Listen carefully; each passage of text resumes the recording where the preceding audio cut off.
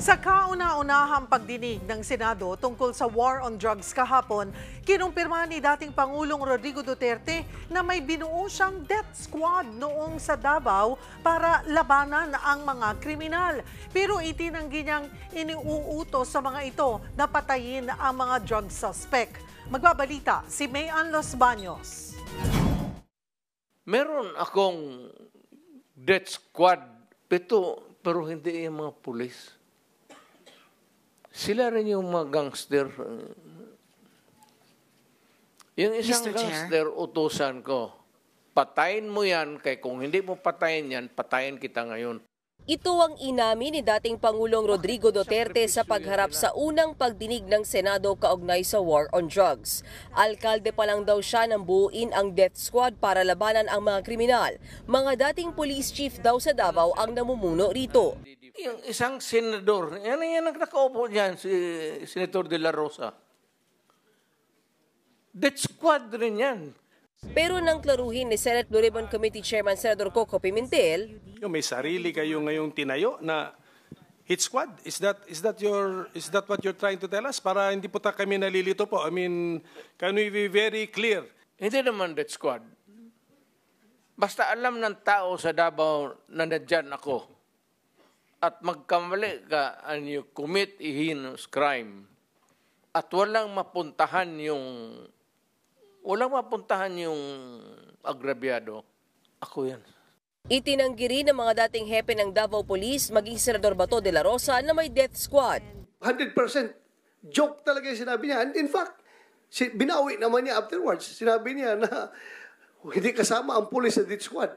Natanong naman ni Senator Risa Hontiveros si Duterte kung siya ba'y may direktiba sa mga pulis na pumatay noong war on drugs.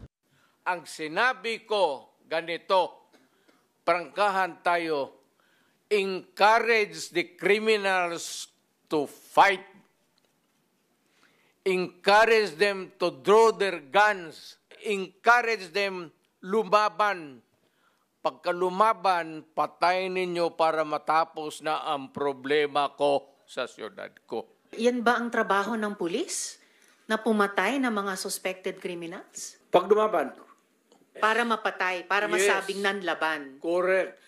Correct. Para Ito sa very incorrect. Correct, yes. Very incorrect po, if I may say as a civilian, sa professional police. That's your view, It's not my view only, Mr. Chair. Thank you for putting it on record. Pagka-mayor, pagka-prosecutor. Ako, alam ko, dumaan ako, prosecutor, mayor, presidente, alam ko ang trabaho ko. Kung pabalikin ako, sir, gagawain ko uli yan.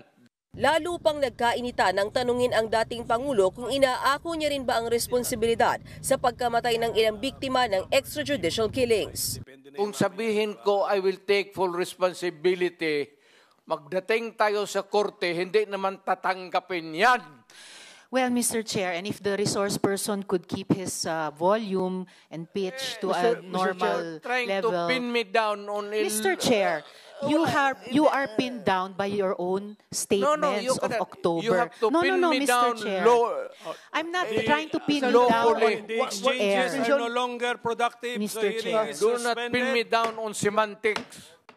Bandang huli, humingi rin ng tawad ang dating Pangulo. I would like to express my apologies, especially to Senator Hontiveros, kasi sensitive sa mga ganitong, yung karakter ko ho, gano'n talaga. Bastos ako, walang hiya ako. Hindi ako sensitive. Ayaw ko lang talaga ng bastos. Ayaw ko ng walang hiya. Lalo na pag pinag-uusapan natin ang seryosong bagay ng war on drugs sa extrajudicial killings. Humarap din sa pagdinig ang tiyuhin ni Kian de los Santos, ang 17 taong gulang na nasawi sa war on drugs noong 2017. Sabi ho ng mga pulis sa kanilang report ay bumunot ng barel, lumaban si Kian de los Santos. Sa pagdinig ng mga kaso, hindi ho yun totoo. Napatunayan po namin sa korte na si Kian ay hindi nanlaban. Itinanggi niya ring sangkot sila sa illegal na droga. Kilala ho kami bilang mga saksi ni Jehovah na nagbabahay-bahay, kumakatok sa mga pintuan at nagbabahagi ng salita ng Diyos. Aminado naman si De La Rosa na nadamay lang si Kian sa police operation. Pero nanindigan siyang ayon mismo sa mga pulis, ang ama ni Kian ay gumagamit talaga ng illegal na droga. Itinanggi rin ni Duterte sa hearing at tinawagan niya noong 2016 si dating PCSO General Manager at retired Colonel Royina Garma para maghanap ng miyembro ng Iglesia ni Cristo na papamunuan ang war on drugs. I hate to say this, but nagsisinungaling yung gagang yun. Bakit ako mamili ng Iglesia ni Cristo? Wala akong pakialam kung anong relihiyon ninyo. Trabaho kayo dyan. Itinanggi rin ng dating Pangulong ibinunyag ni Garma na umano'y reward system sa mga pulis na makakapatay ng drug suspect. Sa tanong tungkol sa relasyon nila ni Garma, alam mo kasi, pag tao ko, alam nila yan. Parang close mo talaga. Kasi ganun ako mag-trato dito sa pulis eh.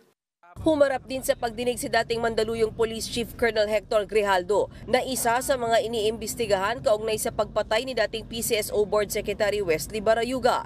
Ibinunyag ni Grijaldo na kinausap daw siya ng ilang kongresista at tila gustong magsinungaling para kumpirmahin ang reward system. Sa isang pahayag, mariin namang itinanggi ng House Quadcom ang paratang ni Grijaldo. Para sa 1PH, Mean Los Baños, News 5.